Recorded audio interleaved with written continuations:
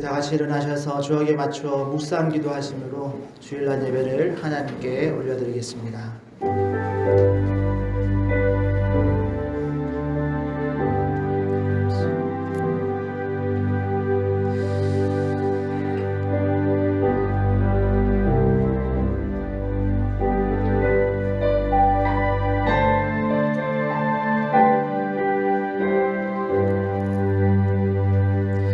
하나님 감사합니다. 주님 앞에서 연약한 자들 주님께서 불러 모아 주셔서 하나님의 강한 또 하나님의 귀한 군사로 또 주님의 귀한 몸된 교회로 삼아 주신 것 감사와 찬양과 영광을 올려드립니다. 하나님 주님 앞에 우리의 마음과 또 몸과 우리의 모든 것들을 또 올려드립니다. 주님 받아주시고 주님 예배를 통해서 우리가 새로워지는 날로 더 강건해지는 귀한 은혜를 더하여 주시옵소서. 예배 가운데도 함께 하실 것을 믿고 감사하며 예수님의 이름으로 기도합니다. 아멘. 찬양 드리겠습니다.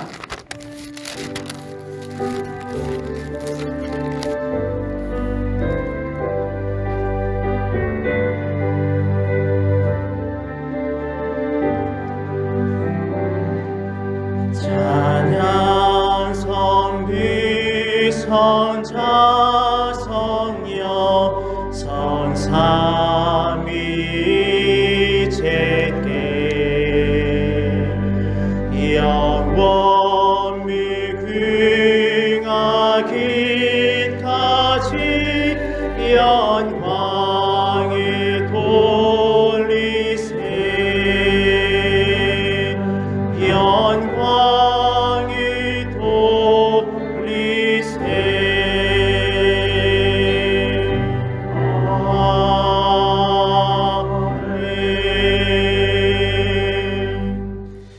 내 영혼아 여호와를 송축하라. 내 속에 있는 것들아 다 그의 거룩한 이름을 송축하라. 내 영혼아 여호와를 송축하며 그의 모든 은택을 잊지 말지어다. 그가 내 모든 죄악을 사하시며 내 모든 병을 고치시며 내 생명을 파멸해서 속량하시고 인자와 긍휼로 관을 씌우시며 좋은 것으로 내 소원을 만족하게 하사 내 청춘을 독수리같이 새롭게 하시는구나. 여호와는 긍휼이 많으시고 은혜로우시며 노하기를 더디하시고 인자하심이 풍부하시도다. 자주 경색하지 아니하시며 너를 영원히 굶지 아니하시리로다. 우리의 죄를 따라 우리를 처벌하지는 아니하시며 우리의 죄악을 따라 우리에게 그래도 갚지는 아니하셨으니 이는 하늘이 땅에서 높음같이 그를 경외하는 자에게 그의 인자하심이 크시니로다. 동이 서에서 먼 것 같이 우리의 죄가를 우리에게서 멀리 옮기셨으며 아버지가 자식을 긍휼히 여김같이 여호와께서는 자기를 경외하는 자를 긍휼히 여기시나니 다 같이 이는 그가 우리의 체질을 아시며 우리가 단지 먼지뿐임을 기억하심이로다. 아멘. 전능하사 천지를 만드신 하나님 아버지를 내가 믿사오며 그 외아들 우리 주 예수 그리스도를 믿사오니 이는 성령으로 잉태하사 동정녀 마리아에게 나시고 본디오 빌라도에게 고난을 받으사 십자가에 못 박혀 죽으시고 장사한 지 사흘 만에 죽은 자 가운데서 다시 살아나시며 하늘에 오르사 전능하신 하나님 우편에 앉아 계시다가 저리로서 산자와 죽은 자를 심판하러 오시리라. 성령을 믿사오며 거룩한 공예와 성도가 서로 교통하는 것과 죄를 사하여 주시는 것과 몸이 다시 사는 것과 영원히 사는 것을 믿사옵나이다. 아멘. 저기 앉으셔서 찬송가 430장 함께 찬양드리겠습니다.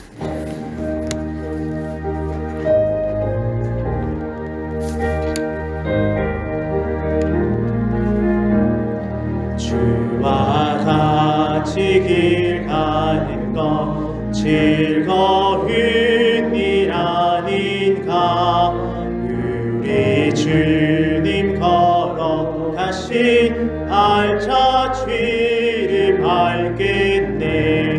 한 걸음 한 걸음 주 예수와 함께 날마다 우리 걸어가리.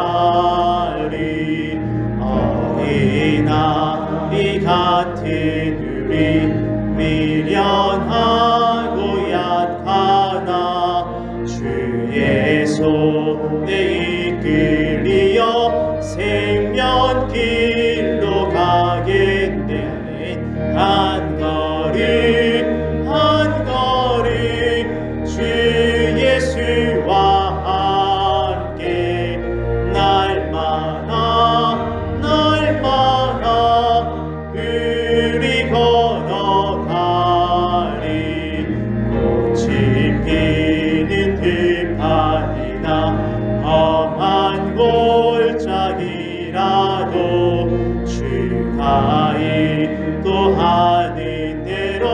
주와 같이 걷겠네.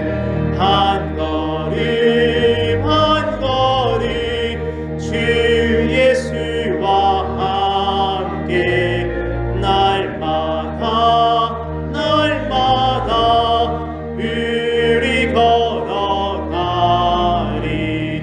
옛 선지자의 꽃같이 우리들도 천국에 들려 올라갈 때까지 주와 함께 걷겠네.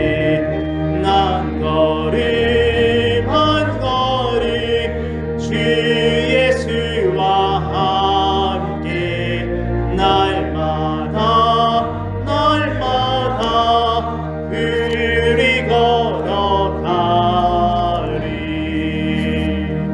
네, 우리 예배 위해서 신도식 장로님 기도하시겠습니다.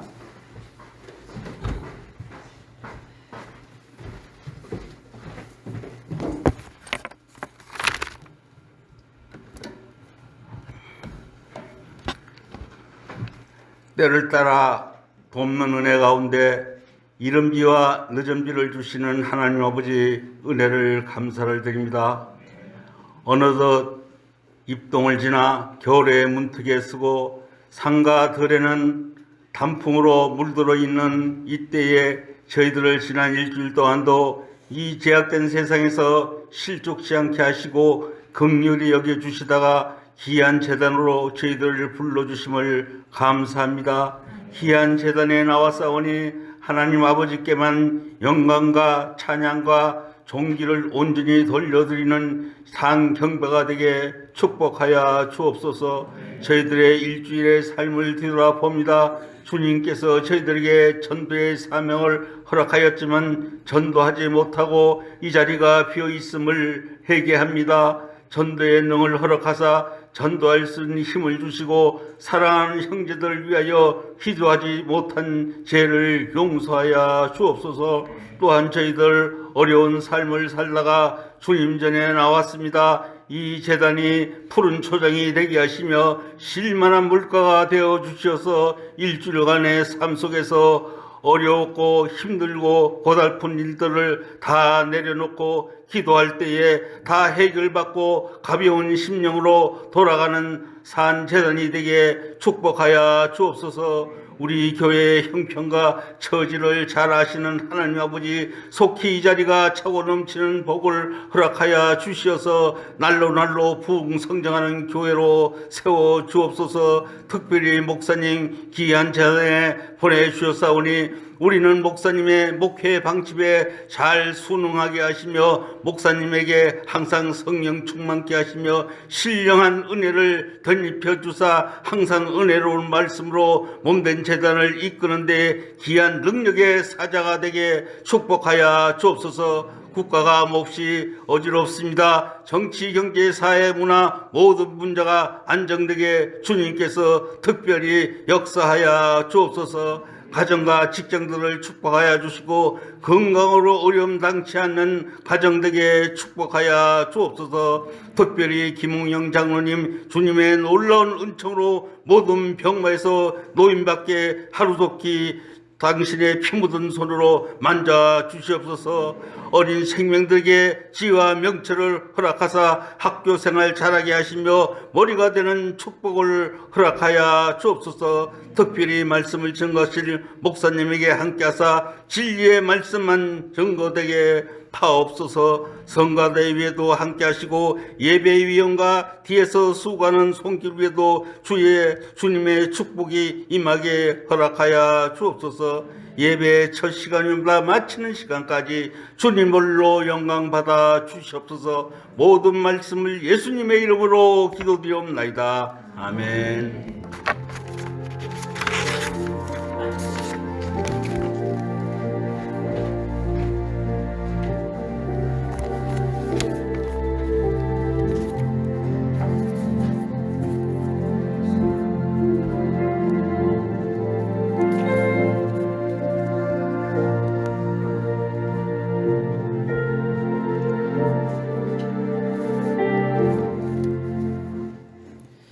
찬양 50장 찬양 드리면서 하나님께 준비한 예물 올려드리겠습니다.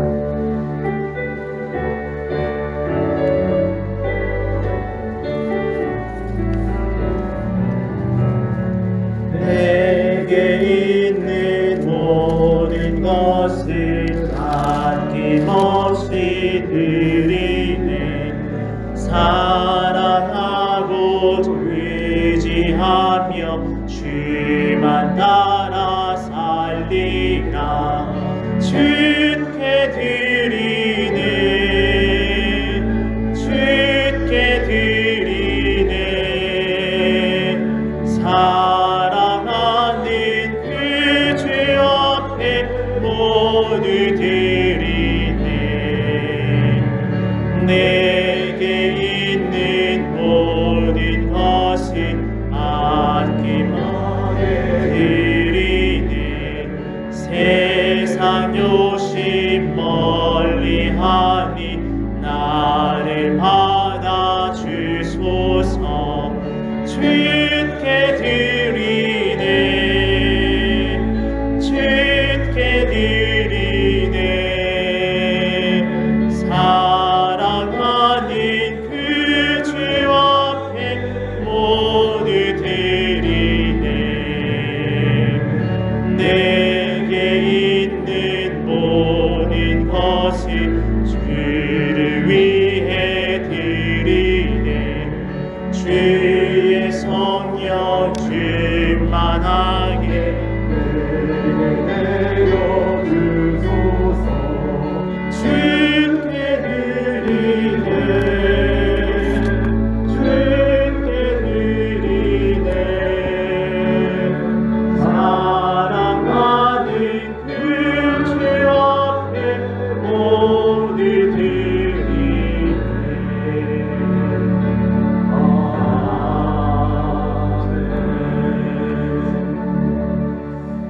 하나님 감사합니다. 주님께 모든 것을 올려드립니다. 특별히 우리의 모든 마음과 또 우리 예물을 구별하여 주님께 올려드립니다. 주님 받아주시고 하나님의 영광스러운 나라의 확장에 사용하여 주시옵소서. 또한 우리가 드려지는 시간과 또 건강과 물질들, 아버지 또한 보이지 않는 곳에서 섬기는 모든 헌신들 가운데 하나님 은혜로 채워주셔서 그 모든 것들이 주님 주시는 평안과 감사로 채워지는, 즐거움으로 채워지는 놀라운 복이 있게 하여 주시옵소서. 여호와를 기뻐하는 것이 우리의 힘이라고 하신 그 하나님의 그 능력의 권능이 우리 가운데 임하는 귀한 복의 통로가 되게 하여 주시옵소서. 감사하며 예수님의 이름으로 기도합니다. 아멘.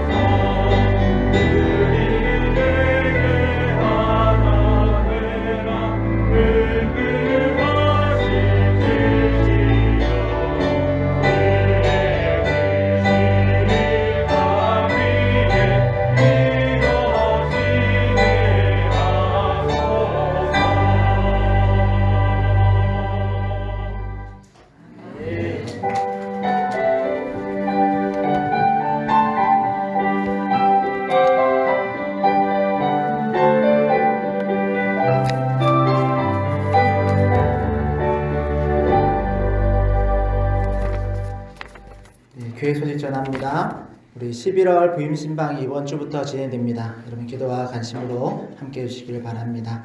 또 우리 추수감사주일이 다음 주 16일에 우리 지켜집니다. 한 해 동안 베푸신 하나님의 은혜에 감사하는 시간 되시기를 바라고 추수감사절 이벤트가 있습니다. 우리 화정충영교회 웰컴 영상을 촬영하려고 하는데요. 우리 다음 주 점심 식사 후에 우리 입구부터 로비로 쭉 내려와서 본당까지 들어오는 그 동영상을 하나 촬영하려고 합니다. 그래서 다음 주에는 좀 더 이쁘게 하고 오시고 촬영이 있으니까 그래서 여러분 다음 주에 많이 참여해 주시고 또 잘 찍어서 저희들 이제 교회 홍보하는 영상으로 또 사용하려고 합니다. 점심 식사 후에 임시 당회가 무형실에져 있습니다. 장로님들은 참여해 주시기를 바랍니다. 오늘 교회 처음 오신 분들 계신데 환영하고 축복합니다. 우리 하나님 말씀 찾아보겠습니다. 하나님 말씀은 창세기 39장 1절에서 5절 말씀 그리고 21절에서 23절까지 말씀 우리 한 절씩 교독하겠습니다. 창세기 39장 1절에서 5절 말씀 또 21절에서 23절 말씀 구약성경 61페이지에 있습니다.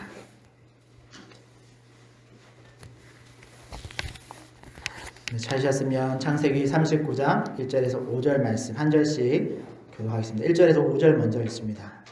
요셉이 이끌려 애굽에 내려가매 바로의 신하 친위대장 애굽 사람 보디발이 그를 그리로 데려간 이스마엘 사람의 손에서 요셉을 사니라. 여호와께서 요셉과 함께 하심으로 그가 형통한 자가 되어 그의 주인 애국 사람에게 되리니 그의 주인이 여호와께서 그와 함께 하심을 보며 또 여호와께서 그의 범사에 형통하게 하심을 보았더라.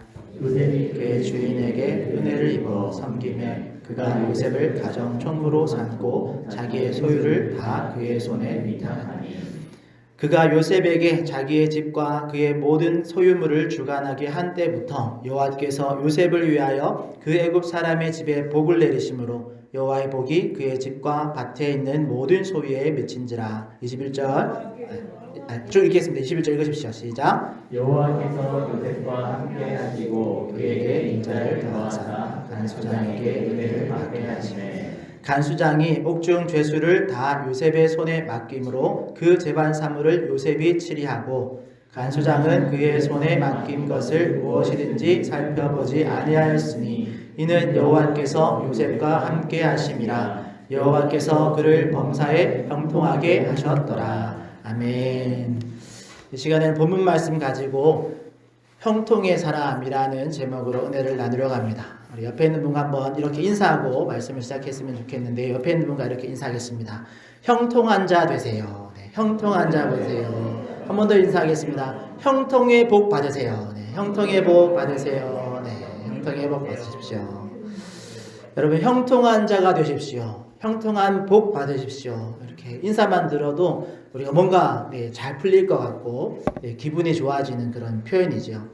오늘은 우리가 이렇게 잘 알고 있는 요셉의 이야기를 통해서 형통한 자가 되는 방법 또는 형통한 복이 뭔가에 대해서 좀 나누려고 하는데요. 여러분들은 요셉 하면 어떤 이미지가 떠오르십니까? 요셉 하면 보통 우리가 타이틀, 어떤 타이틀 이런 것들이 생각날 수 있는데 저는 개인적으로 학생들이나 청년들에게 요셉이 대한 이야기를 할 때 항상 말하는 주제가 있습니다. 그것은 바로 우리가 일반적으로 알고 있는 꿈의 사람 요셉이라는 타이틀을 조금 이렇게 잘 생각해 봐야 된다. 다시 한번 생각해 봐야 된다라는 이야기를 할 때가 있습니다. 제가 청년 때니까 아마도 한 2000년도 정쯤에 한참 유행했던 그런 표현이 있습니다. 그게 바로 뭐냐면 비전이라는 단어인데요. 이게 비전이라는 찬양도 그때 당시에 이렇게 만들어지고 많이 불려지기도 했었죠.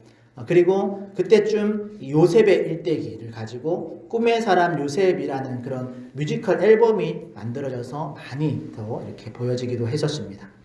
그런데 제가 이제 신학교에 들어가서 말씀을 보면서 정말 요셉이 꿈의 사람이었나? 꿈의 사람 요셉이었나? 라는 것. 또는 그때 당시 2002년에 또 우리 월드컵 때 또 꿈은 이루어진다. 이런 큰 타이틀을 가지고 전국이 또 이렇게 들썩였던 때도 있는데 그때도 요셉이 꿈의 사람인가? 정말 꿈은 이루어진다. 라는 그 말처럼 자신이 꾼 꿈을 붙들고 정말 그 험난한 과정을 요셉이 통과한 걸까? 정말 그 꿈을 가지고 끈 붙들고 그 어려움의 시간들을 버틴 걸까? 라는 질문을 하게 되었죠. 그리고 요셉에 대한 부분들을 창세기 요셉의 이야기들이 좀 길게 나오니까 그 부분들을 읽을 때마다 항상 조금 더 신경을 쓰면서 정말 꿈이 이루어지는 것이 맞는가? 이런 질문을 가지고 말씀을 읽게 됐습니다. 그런데 여러분 그거 아십니까? 성경에서 요셉을 향해서 요셉은 꿈의 사람이었다. 꿈의 사람 요셉이라고 이렇게 명시되어 있는 부분이 없다는 거 여러분 아시나요? 꿈의 사람 요셉과 비슷한 표현이 있긴 합니다. 그래서 그런 의미로 꿈꾸는 자라는 표현이 창세기 37장에 등장하기는 하는데요. 이 꿈꾸는 자라는 표현은 요셉을 시기하던 그 형들, 10명의 형들이 요셉의 꿈을 놀리면서, 요셉이 어느 날 꿈 얘기하잖아요. 그 꿈을 놀리면서 했던 표현입니다. 요즘으로 말하면 꿈꾸는 자라는 표현은 꿈쟁이 같은 이런 조금 그 사람을 폄하하는 그런 뉘앙스의 별명인데요. 그리고 요셉의 형들은 이 꿈쟁이를 비아냥거리면서 결국 요셉의 꿈이 이루어지는 걸 방해하는 하나의 목적으로서 요셉을 애굽의 노예로 팔아버리죠. 또한 요셉이 꾸었던 그 꿈 이야기는 창세기 37장에 한 번 등장합니다. 그리고 요셉의 이야기가 끝날 때까지 꿈 이야기가 한 번도 등장하지 않습니다. 우리가 잘 아는 떡 맡은 관원장 꿈, 술 맡은 관원장 꿈, 나중에는 바로왕의 꿈의 이야기는 사실 따지고 보면 요셉이 꾼 꿈과는 전혀 관계가 없는 꿈입니다. 물론 거의 13년 정도가 지나고 나서 요셉이 이제 애굽의 총리가 되고 형들이 애굽으로 음식 구하러 왔을 때 딱 그 장면, 형과 요셉이 만나는 그 장면이 어떻게 보면 요셉이 꾼 그 꿈이 현실로 이루어지는 것 같은 그런 상황이 연출되어지기는 하지만, 그런데 여러분 그 장면이 기록된 창세기 45장의 본문을 보면 그 어디에도 요셉이 형들 봐봐봐, 내가 예전에 말했던 그 꿈 있지? 그 꿈 기억하냐고. 10단이 나에게 고개를 숙이고 절하고 해와 달 10개의 별들이 나에게 절했던 그 꿈 기억하냐고. 지금 그 꿈이 이루어지는 거야. 내가 그 꿈을 붙들고 지금까지 살아왔어. 봐봐, 꿈은 이루어지는 거야. 짜잔. 이렇게 꿈에 대한 이야기가 성경에 나올까요? 본문을 확인하기 위해서 우리 창세기 45장 4절 8절 말씀 자막에 기록되어 있으니까요. 자막이 뜨니까 우리 같이 한번 읽어보겠습니다. 시작. 요셉이 형들에게 이르되 내게 그들이 가까이 가니 요셉이니 당신들이 애굽에 판 자라. 당신들이 나를 이곳에 팔았다고 해서 근심하지 마소서. 한탄하지 마소서. 하나님이 생명을 구원하시려고 나를 당신들보다 먼저 보내셨나이다. 이 땅에 2년 동안 흉년이 들었으나 아직 5년은 밭갈도 못하고 추수도 못할지라. 하나님이 큰 구원으로 당신들의 생명을 보존하고 당신들의 후손을 세상에 두시려고 나를 당신보다 먼저 보내셨나니, 그런즉 나를 이리로 보낸 이는 당신들이 아니요 하나님이시라. 하나님이 나를 바로에게 아버지로 삼으시고 그 온 집의 주로 삼으시며 온 땅의 통치자로 삼으셨나이다. 아멘. 여러분 방금 읽어본 본문을 보시면 이것처럼 요셉이 꾼 꿈이 이루어진 것 같은 그 장면에서도 정작 그 꿈의 주인공처럼 보이는 요셉이 한 말을 보면 꿈에 대한 이야기가 한마디도 등장하지 않습니다. 꿈에 대한 이야기를 하는 게 아니라 봐봐 옛날에 그 꿈이 이루어진 거야 이렇게 말하지 않고 하나님께서 이런 계획이 있어서 나를 먼저 보내셨다라고 하나님의 행하심, 하나님의 계획과 그 이루심을 증언하고 있습니다. 그래서 이런 부분을 제가 발견하고 학생들과 청년들에게 요셉 이야기 할 때마다 항상 전하는 주제, 타이틀이 하나 있습니다. 그게 뭐냐면 바로 요셉은 꿈의 사람이 아니라 사명의 사람 요셉이었다라고 전합니다. 왜 이렇게 가르치냐면 요셉은 꿈을 붙들고 모든 과정을 통과한 것이 아니라 사명, 그 사명, 각각의 주어진 그 사명을 성실히 감당하면서 살다 보니까 결국에는 애굽의 총리까지 될 수 있었기 때문입니다. 오늘은 사명에 대한 주제를 깊이 다루진 않겠지만 간단히 말씀을 정리하면 요셉은 사명, 즉 명령을 받고 그 명령을 성실히 행하는 그런 성품의 인물이었습니다. 창세기 37장에서 요셉 이야기가 본격적으로 시작되면서 꿈의 이야기는 잠깐 나오고 그 이후의 내용을 보면 요셉이 아버지 야곱에게 심부름을 받습니다. 어떤 심부름을 받냐면 자신을 싫어하는 그 형들에게 다녀오라는 심부름이죠. 가서 형들을 양치고 있는 형들에 가서 안부를 묻고 형들에게 이거 좀 전해주고 오너라. 요셉은 아버지 야곱의 말씀에 그 명령에 순종해서 몇 달 며칠 고생해서 형들을 찾아갑니다. 그런데 처음에 만나지 못하고 형들이 장소를 이동해서 무럭무럭 그 장소를 찾아가죠. 그렇게 사명을 감당했는데 형들이 요셉을 죽이려고 하고 나중에는 죽이지 않지만 노예로 팔아버리죠. 그렇게 애굽의 노예가 된 요셉은 보디발의 장군의 노예가 되어져서 거기서 약 7년 동안 살죠. 거기서도 요셉은 자신에게 주어진 그 사명, 그 노예의 사명을 성실하게 감당했고 하나님의 은혜로 인정받는 인물로 자리를 잡습니다. 오늘 우리가 읽은 본문이죠. 그런데 우리가 잘 알듯이 이 보디발의 아내가 또 요셉을 이렇게 유혹하고 보디발의 아내의 모함으로 요셉이 감옥에 들어갑니다. 하루아침에 이제 죄수가 됩니다. 노예에서 죄수가 되죠. 그런데 그 감옥에서도 오늘 우리가 읽은 21절부터 보면 요셉은 자기에게 주어진 그 임무, 그 사명을 성실하게 감당하고 또 약 4년의 시간 동안 간수장에게 인정받는 그런 인물이 됩니다. 그리고 바로의 꿈을 해몽해주고 나중에 애굽의 총리가 된 후에도 요셉은 자신에게 맡겨진 그 총리의 사명을 잘 감당합니다. 그리고 창세기가 마칠 때까지 요셉은 자신의 사명을 끝까지 잘 감당합니다. 그리고 앞에서 우리가 읽었던 창세기 45장의 기록에서 확인했듯이 요셉은 꿈을 붙들고 그 고난의 과정을 통과한 것이 아니라 자신이 처한 그 모든 상황을 하나님이 내게 주신 사명의 자리다라고 생각하면서 성실히 감당함을 통해서 통과한 것을 우리가 볼 수 있습니다.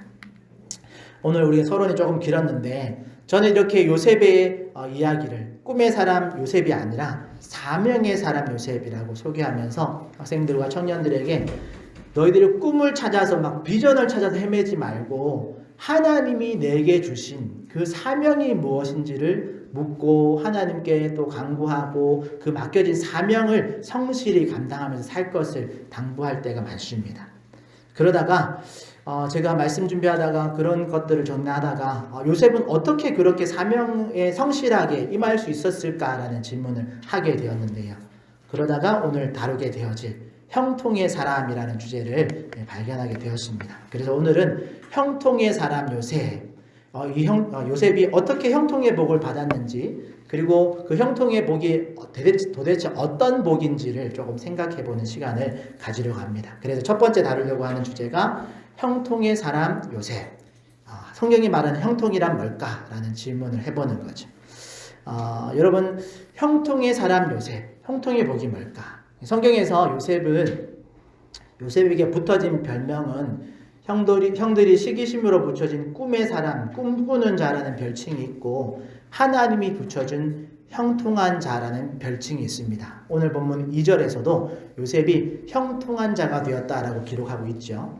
그런데 성경에서 형통의 사람으로 불리는 이 최초의 사람인 요셉이 왜 형통의 사람이 되었을까? 또는 형통의 사람으로 불리는 걸까? 생각해보면 물론 히브리 노예가 나중에는 어떻게 보면 하루아침에 애굽의 총리가 되어서 그 결과만 보면 그 형통의 사람이 부럽기도 하고 또 그렇게 오랜 시간이 걸리긴 했지만 나도 나중에 저렇게만 된다면 그렇게 단순히 생각할 수 있는데 여러분 그렇게 단순히 생각하지 말고 이 13년의 과정, 그 형들에게 갔다가 팔려가지고 나중에 애굽의 총리가 되어지는 그 시간, 그 13년의 과정을 여러분 생각해보면 이게 그냥 하루아침에 애굽의 총리가 된 것은 아니죠.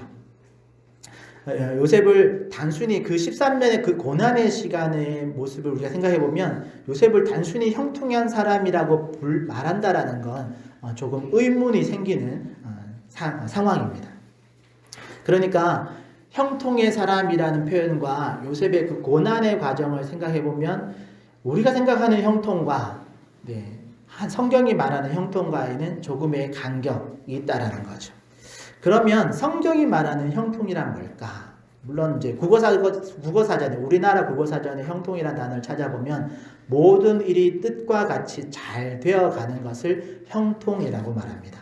그런데 구약성경 히브리어 사전에 형통이라는 단어를 찾아보면 앞으로 나아가다라는 뜻이 있고 또 성공하다, 유익하다라는 뜻을 가진 단어를 형통이라고 번역을 합니다. 그리고 성경에서 말하는 형통이라는 것이 우리가 잘 생각해 보면 또 성경에 나오는 형통이라는 단어가 나온 상황들을 살펴보면 그냥 뭐든지 잘 되고 잘 풀리는 것을 형통이라고 말하고 있지 않습니다. 그럼 성경에서 최초로 형통한 자라고 불리우는 이 요셉의 삶을 통해서 한번 빗대어 생각해 볼까요? 여러분, 요셉의 삶이 뭐든지 잘 되고 잘 풀렸던가요? 그렇지 않습니다. 부분적으로는 그런 경우가 있었지만 또 최종적으로 애굽의 총리로 죽을 때까지 살았으니까 뭐 형통한 삶이었다라고 말할 수도 있겠지만 그 과정을 생각해 보면 그 과정은 결코 형통이라고 말하기 어려운 시기가 분명히 있었습니다. 그리고 그 시기를 객관적으로 생각해 보면 요셉의 이야기를 오늘 여러분들 또는 나에게 적용해 보면 여러분 그 13년이라는 과정, 형들에게 인신매매 당해서 팔리고 애굽의 노예로 팔리고 또 보디발의 가정의 총무로 또 모함받아서 죄수로 거기서 또 그 첫 번째 꿈을 해석해주고 곧 그분들이 살아나가고 나서 곧 풀려날 줄 알았는데 또 2년이라는 시간을 또 보내고 그렇게 하면서 그 시간들을 여러분들에게 만약에 적용했다면 여러분 13년 동안 그렇게 인신매매 당하고 노예 생활하고 또 죄수 생활하고 그렇게 여러분 만약에 13년을 우리가 보냈다면 여러분 온전한 정신으로 그 시간을 버틸 수 있었을까요? 저에게 적용해보면 절대로 그 시간을 온전하게 또는 그 시간 나중에 애굽의 총리가 된다 하더라도 그 성품이나 어떤 이런 인격 이런 것들이 그렇게 건강하게 유지할 수 있었을까? 유지할 수 없었겠다라고 생각이 되어지는데 그런데 요셉은 어떻게 그 13년의 그 고난의 시간을 그런 온전한 정신, 건강한 멘탈을 가지고 이렇게 통과할 수 있었을까요?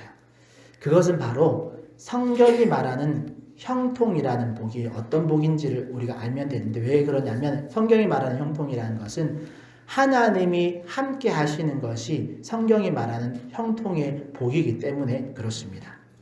여러분 멀리 갈 필요도 없이 오늘 우리가 읽은 39장의 2절, 3절, 21절, 23절에 보면 형통이라는 단어와 함께 등장하는 표현이 있습니다. 그게 뭐냐면 여호와께서 요셉과 함께 하심으로 라는 말씀이죠.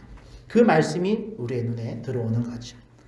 그리고 우여곡절이 많은 요셉의 인생을 우리가 잘 생각해보자 정리해보면 요셉이 아버지 야곱의 형제들과 같이 살 때는 이 하나님이 함께 하시니라는 표현이 잘 안 나옵니다. 그리고 하나님이 함께 하셨다라는 표현, 그런 모습이 잘 표시가 나지 않습니다. 그런데 원치 않은 고난이 닥쳐오고 하나님의 흔적이 없어 보이는 그런 정말 깜깜한 어둠과 같은 그런 애굽의 노예 생활 또 감옥의 생활 이런 생활을 하는 과정에서 성경에 보니까 여호와께서 요셉과 함께 하심으로 그가 형통한 자가 되었다라고 기록을 하고 있는 거죠. 그러니까 여러분 밝을 때 편안할 땐 그 형통한 자라는 표현이 안 나오다가 요셉이 정말 고독한 그런 자리에 놓였을 때 하나님이 성경에 그가 형통한 자가 되었다. 하나님이 함께 하심으로 그가 형통한 자가 되었다라고 기록하고 있다라는 거죠. 아마 요셉도 하나님이 나와 함께 하신다라는 것을 아버지 야곱 품 안에서는 못 느꼈을지도 모르겠습니다. 그러나 자신을 보호해 줄 사람이 없고 자신을 지지해 줄 사람이 없고 자신이 의지할 그 무엇도 없는 그런 상황이 펼쳐질 때에 요셉이 깨달은 것이 있다라는 거죠. 그게 뭐냐면 하나님께서 나와 함께 하시는구나 라는 것을 깨달았다는 거죠. 그러니까 요셉이 꾼 꿈, 그 10제단,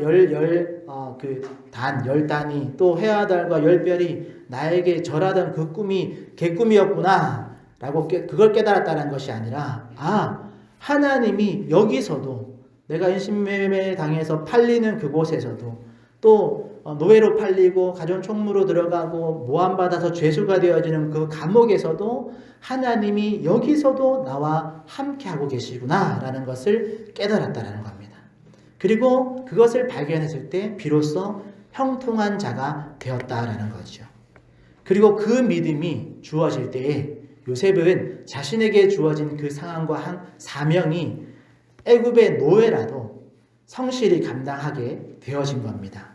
보디발의 시종이 되어도 그냥 운이 좋아서 시위대장에게 뽑혔구나라고 생각한 게 아니라 여기서도 하나님이 나와 함께 하시는구나. 하나님께서 이런 일을 나에게 맡기시는구나. 그러니까 또 성실히 그 일을 잘 감당하는 겁니다. 물론 힘들죠. 왜 하나님이 나에게 이런 고난을 자꾸 주시는가? 또 모함받아서 감옥에 들어갈 땐 또 한 번 더 꺾일 수 있는 그런 상황 아니겠습니까? 하나님이 왜 이렇게 내가 열심히 성실하게 감당하고 이제 좀 잘 자리 잡아 가는데 또 나를 왜 이렇게 바닥으로 곤두박질 수렁에 넣으시는가? 이런 것들 가지고 하나님께 따지기도 했을 수도 있습니다. 특히나 조금 인정받고 안정될 만하니까 넘어지는 과정들을 반복하면서 그런 속에서 요셉의 마음이 무너질 수도 있는데, 그런데 여러분, 만약 요셉이 하나님이 나와 함께 하신다라는 이 믿음이 훈련되어져 있지 않았다면, 여러분 그 보디발의 아내가 유혹할 때 정말 그 피 끓는 20대의 청년이 자신에게 매일마다 잠자리를 요구하는 그 여주인의 유혹 앞에서 어떻게 그 유혹을 버텨낼 수 있었겠습니까? 하나님이 나와 함께 하신다라는 그 믿음이 없었다면, 그 믿음이 훈련되어 있지 않았다면 여러분 그 큰 유혹 앞에서 무너질 수밖에 없었을 겁니다. 그리고 보디발의 아내의 모함으로 노예에서 이제 죄수로 감옥에 갇혔을 때도 요셉은 하나님이 나와 함께 하신다라는 그 믿음으로 또 맡겨진 죄수의 생활도 성실히 감당하는 거죠. 우리가 첫 인사했던 것처럼 형통한 자가 되십시오라고 인사드렸는데, 형통의 복을 누리십시오라고 인사드렸는데, 여러분 그 형통의 복, 형통한 자의 조건, 하나님이 함께 하신다라는 것, 여러분들 그것을 우리가 말씀을 통해 지금 알았다면 여러분 한번 우리 스스로에게 여러분 한번 질문해 보시고, 그리고 여러분들의 마음에 형통한 자, 형통의 복이라는 그 타이틀 안에 하나님이 나와 함께 하시는 것인지 하고 계신지, 그리고 나는 하나님이 나와 함께 하신다는 것을 믿고 있는지 여러분 잘 점검하시기를 바랍니다. 그리고 소망하기는 여러분들 형통한 자가 되십시오, 형통의 복을 누리십시오 라고 한 그 인사가 정말 우리 안에서 이루어지는 놀라운 은혜가 있기를 바랍니다. 여러분 요셉을 통해서 발견한 이 형통의 원리를 알고 난 후에 한 가지 더 발견한 것이 있습니다. 그것은 형통한 자의 특징이 있는데요. 그것은 바로 하나님이 함께 하신다라는 것이 요셉 개인에게서 요셉이 그냥 스스로 인지하고 믿는 것을 넘어선다라는 거죠. 그리고 그 상태, 그 모습이 개인에게서 넘어가서 제3자인 누군가에게 보여진다라는 점이 형통한 자의 특징입니다. 그래서 두 번째로 다룰 주제가 바로 형통을 보여주는 요셉입니다. 오늘 3절의 말씀에 보니까 그의 주인이 여호와께서 그와 함께 하심을 보며 또 여호와께서 그의 범사에 형통하게 하심을 보았더라라고 설명합니다. 23절에서도 간수장이 무엇이든지 살펴보지 아니하였다라고 23장에서는 말하는데, 본다라는 단어가 반복해서 사용되어집니다.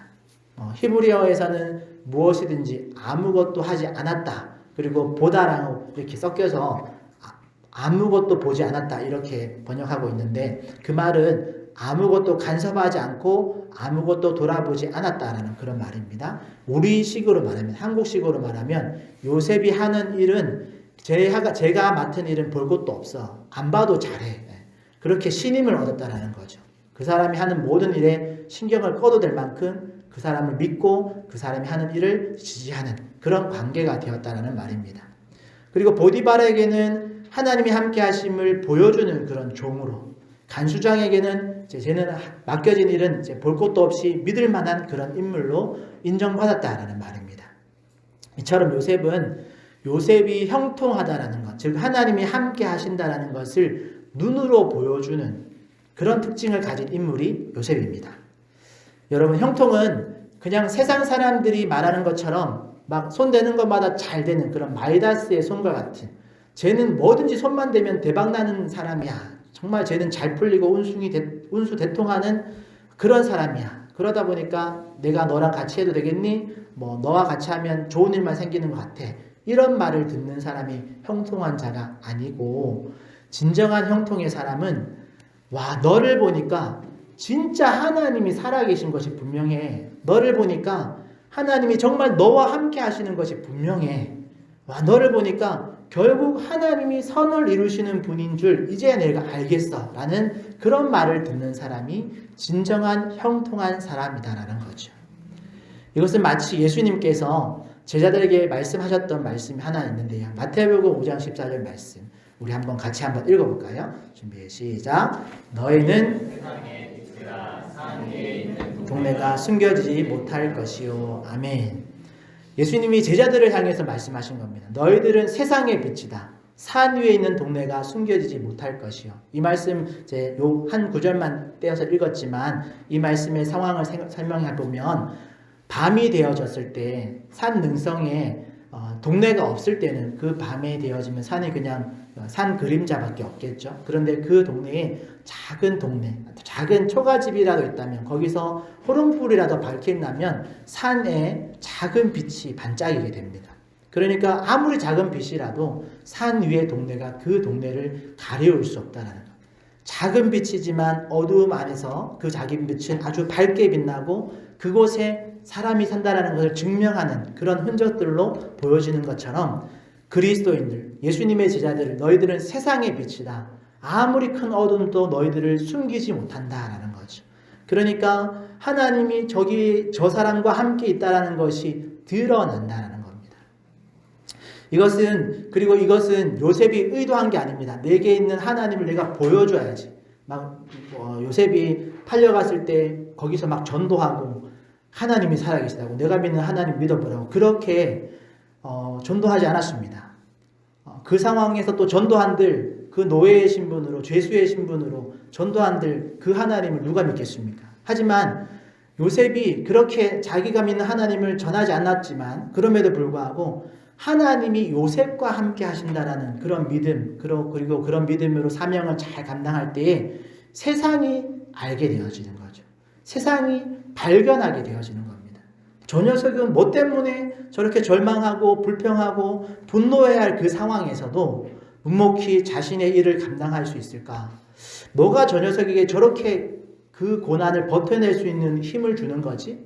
대체 저 사람은 저런 능력이 어디서 나오는 거지? 이렇게 그 사람의 상황을 아는 사람들이 그 사람의 태도, 그 사람의 상태, 그 사람의 그 당당함, 건강함, 이런 것들을 보다가 질문하다가 결국 발견하는 것이 있죠. 그게 뭐냐면, 저 사람은 하나님이 함께하는 사람이구나.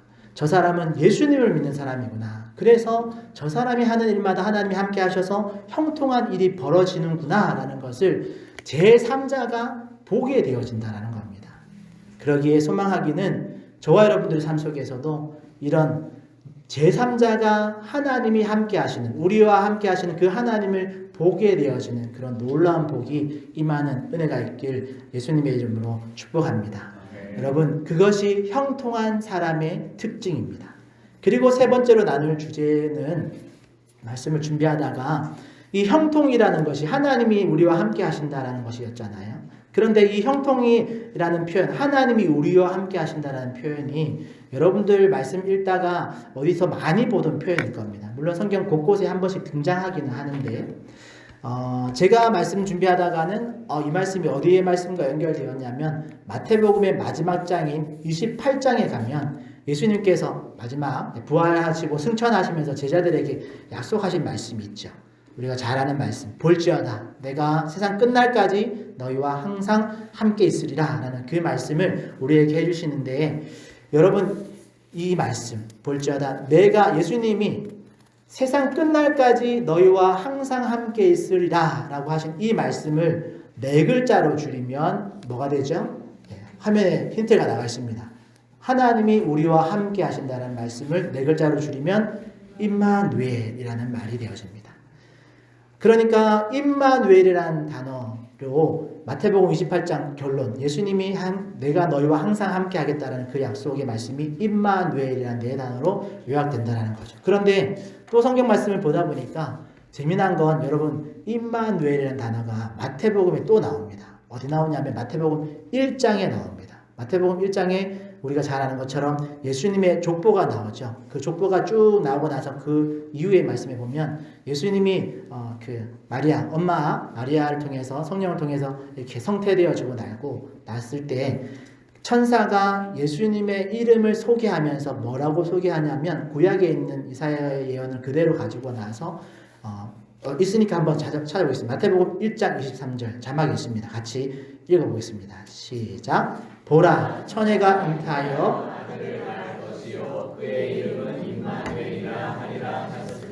이를 번역한즉 하나님이 우리와 함께 계시다 함이라. 아멘. 네, 임마누엘, 하나님이 함께 우리와 함께 계시다라는 이 표현을 예수님의 이름으로, 물론 이제 그들의 죄를 죄에서 건지는 자 예수라는 이름도 물론 주지만 구약에 예언되어진 예언의 말씀을 그대로 인용해서 그의 이름을 임마누엘이라 하리라 라고 하셨고, 해석까지 하나님이 우리와 함께 계시다라고 성경에 기록해 놨죠. 그러니까 예수님의 공생의 마태복음 1장과 마태복음 28장, 예수님의 공생의 마지막인 28장이 그 시작과 끝이 결론적으로 임마누엘로 시작해서 임마누엘이라는 단어로 맺음을 한다라는 거죠.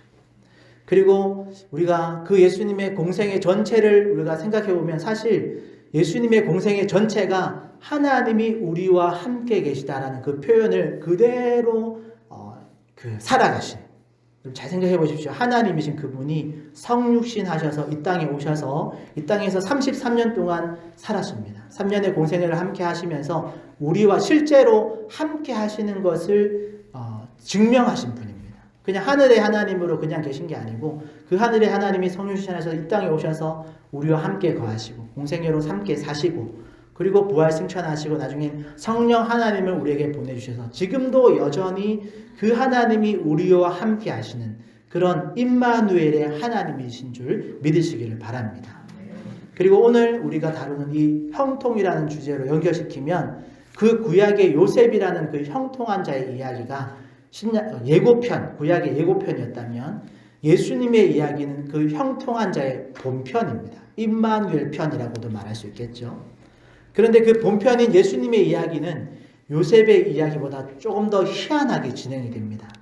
왜냐하면 요셉의 이야기는 고난의 과정을 거치다가 30대쯤, 요셉이 30대쯤 애굽의 총리가 되거든요. 그리고 그렇게 총리가 되어져서 죽을 때까지 총리의 사명을 감당하고 삽니다. 그런데 여러분, 예수님의 이야기는 30세 때 그 목수의 아들로 30세까지 목수의 아들로 성장하고, 그것도 아버지 일찍 여의고 어머니 마리아 동생들 챙기면서 어떻게 보면 소년가장 역할을 하면서 살았습니다. 그러다가 30세쯤 이제 공생애를 시작하고 3년간 여러 가지 기적과 이상 표적을 베풀면서 아주 유명해지긴 했지만, 여러분 그 공생애 3년의 결론이 뭡니까? 신성모독이라는 누명을 쓰고 감옥도 거치지 않고, 제대로 된 재판도 거치지 않고, 감옥에 갇히지도 않고, 잡힌 그날 거의 이틀 만에 그 저주의 형틀인 십자가에 달려서 죽임을 당하는 것으로 이야기가 끝납니다.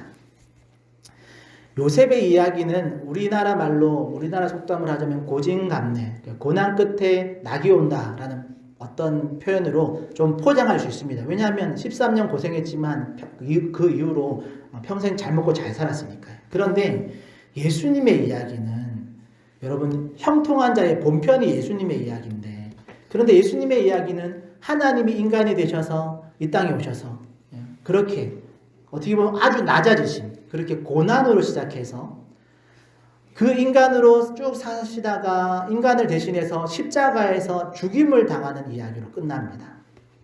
이게 정말 형통한 자의 삶일까요? 그렇게 죽음으로 십자가로 죽었는데 그게 형통한 자, 형통이란 단어를 붙일 수 있는 이야기일까요? 라고 질문해보면 조금 혼란이 올 수 있겠죠. 그런데 여러분들, 제가 앞서 설명한 것처럼 형통이라는 게 잘 먹고 잘 되고 잘 사는 게 형통이 아니라 하나님이 함께 하시는 것이 형통이라면, 여러분 예수님의 그 삶도 형통한 삶이 맞습니다. 요셉의 사명과 같이 예수님께 주어진 그 십자가의 사명을 잘 감당하셨기 때문에 그렇죠. 여러분, 예수님도 하나님이 함께 하지 않으셨다면 그 사명을 묵묵히 감당할 수 없었을 겁니다. 그리고 그 사명을 완수하지 못했을 겁니다. 그러기에 임마누엘이신 그 예수 그리스도의 삶을 우리가 안다면 우리도, 저와 여러분들도 내게 맡겨진 사명을 그런 감당하는 그런 삶을 살아야 될 줄 믿습니다. 그리고 그 길이 조금 좁고 협착한 소위 말하는 십자가의 길이라도 여러분들 그 길을 걸어가시기를 축복합니다. 마태복음 16장 24절 말씀, 자막에 있을 건데 있나요? 네, 띄워주시면 제가 같이 읽어보겠습니다. 시작. 이에 예수께서 제자들에게 이르시되 누구든지 나를 자기 십자가를 지고 나를 따를 것이니라. 아멘. 예수님이 제자들에게 하신 당부이죠. 근데 여러분, 여기서 나오는 자기 십자가라는 것이 그냥 어떤 나무 십자가 하나씩 만들어서 어깨에 메고 따라오란 말이 아니죠. 여기서 말하는 자기 십자가란, 그 십자가가 말하는 건 사명, 자신에게 맡겨진 사명을 상징하는 말이죠. 예수님의 사명의 최종의 상징이 십자가였다면, 그래서 인류의 죄를 대신해서 대속의 죽음, 그 십자가를 감당하셨다면, 그리고 그 십자가를 통해서 하나님을 사랑하고 이웃을 사랑하는 것이 무엇인지를 보여주셨다면, 저와 여러분들도 예수님의 이 말씀처럼 우리도 우리의 각자에게 주어진 그 십자가의 사명을 우리가 기억하면서 예수님의 길을 따라가야 될 줄 믿습니다. 그렇다면 오늘 우리는 여러분 이 형통의 복을 기대하면서 또 임마누엘을 외치면서 내게 주어진 사명을 잘 감당하고 있는지, 그래서 형통한 자의 삶을 꿈꾸면서 여러분 세상에서 말하는 것처럼 그냥 만사형통, 그런 꽃길만 걷는 그런 것들을 원하고 있지는 않은지 한번 돌아보시길 바랍니다. 여러분, 분명히 말씀드리지만 예수님을 따르는 길은 꽃길을 걷는 게 아닙니다. 십자가의 길, 그 좁고 협착한 많은 사람이 가지 않는 길, 하지만 하나님을 사랑하고 이웃을 사랑해서 결국 나를 희생시켜서 십자가를 드러내는 그 삶, 예수님의 제자의 길을 걸어가는 길이 형통한 자의 길인 줄 믿습니다. 그리고 그 길에 하나님의 약속하심의 복이 있는 줄 믿습니다. 오늘 말씀을 정리해 보면 성경이 말하는 형통의 사람이란 결국 하나님이 함께하는 사람입니다. 성경이 말하는 궁극적인 형통의 복이란 하나님과 함께함으로 누리는 복인 줄 믿습니다. 그리고 우리 화정충영교회 모든 성도님들이 이 형통의 복을 누리시기를 예수님의 이름으로 축복합니다. 모든 게 잘 풀리고 잘 되는 것 좋지만 혹 그렇지 않을 때가 오고 또 고난이 온다고 하더라도 때로는 절망이 찾아와도 그 자리에서 여전히, 여러분 그 자리에도 여전히 하나님이 나와 함께 하시는다라는 것을 믿음으로 여러분 붙드시길 바랍니다. 그리고 그것이 곧 형통의 사람, 형통의 복이고, 그리고 그런 형통의 사람은 여러분 개인의 만족을 넘어서 타인에게도 와, 정말 하나님이 너와 함께 하시는구나 라는 그런 인정받는 자가 되는 그런 복이 우리 가운데 주어질 줄 믿습니다. 그리고 오늘 형통의 사람 요셉의 이야기가 예고편이고 복의 근원 되신 예수님의 이야기가 그 임마누엘 본편이었다라는 거 여러분 꼭 기억하시고, 특별히 우리 화전충영교회가 정말 하나님과 함께 하면서 우리 이 교회 가운데 주어지신 그 사명을 잘 감당하는, 그래서 이 주변에 있는 이웃들이 정말 화전충영교회가 정말 하나님이 함께 하시는 교회구나, 저희 교회 성도들이 정말 하나님이 함께 하시면서 맡겨진 사명을 끝까지 잘 감당하는구나, 그런 인정과 칭찬을 받는 그런 놀라운 교회가 되기를 예수님의 이름으로 축복합니다. 그런 말씀 생각하시면서 우리 찬송가 438장 우리 함께 찬양 드리겠습니다. 찬송가 438장입니다.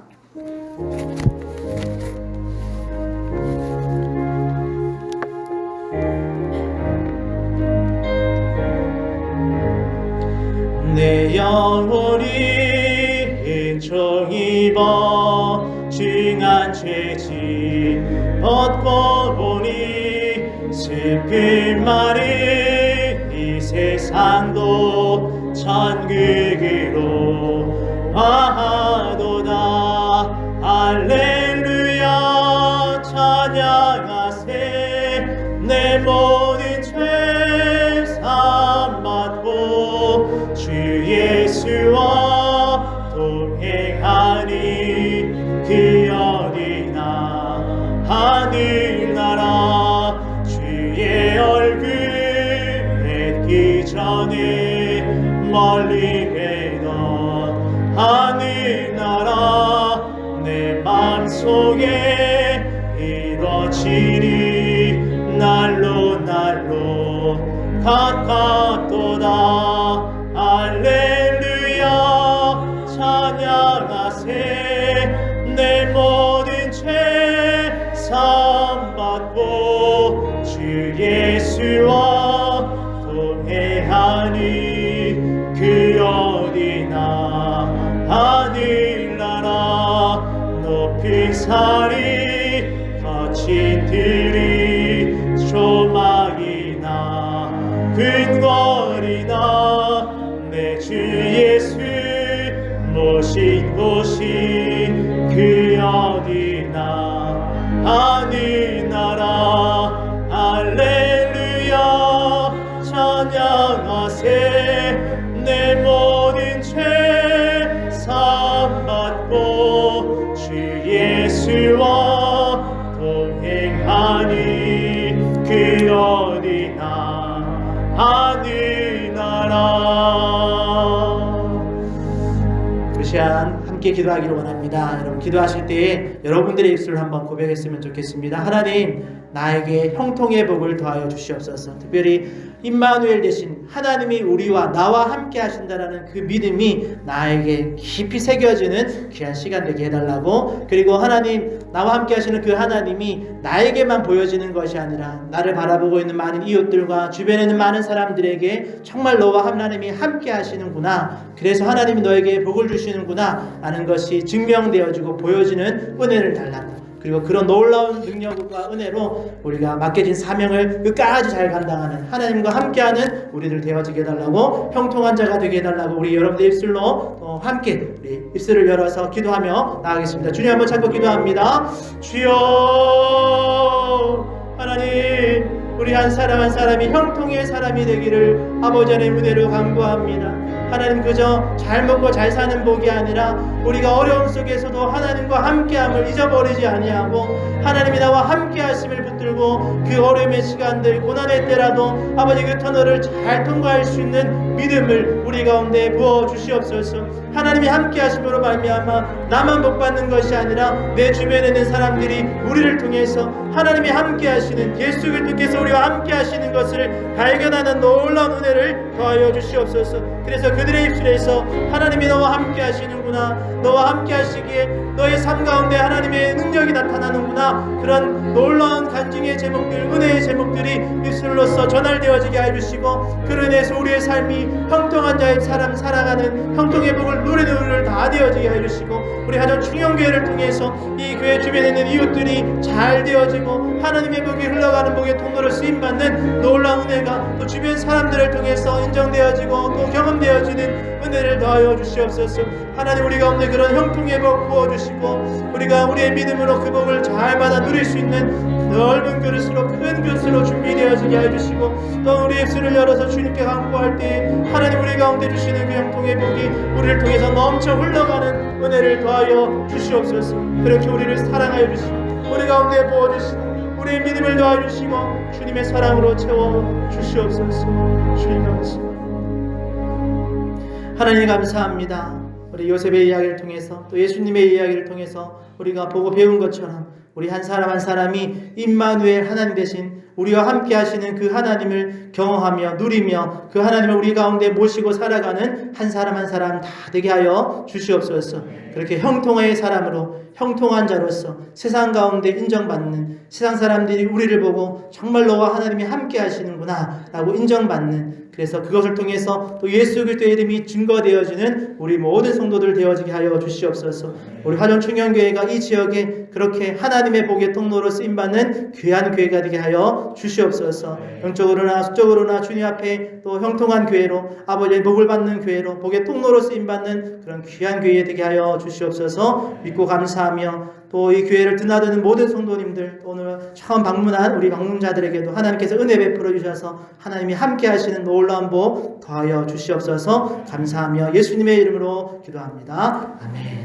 이제는 우리 주 예수 그리스도의 은혜와 하나님의 크신 사랑하심과 성령님의 교통하심이 오늘 말씀과 같이 형통의 사람이 되기를 소망하는, 하나님이 나와 함께 하심을 믿고 그 믿음으로 더 담대하게 세상 가운데 나아오자 하는 우리 모든 성도들 머리 위에, 직장과 가정과 또 우리 다음 세대 머리 위에 지금부터 영원토록 함께 있을지어다.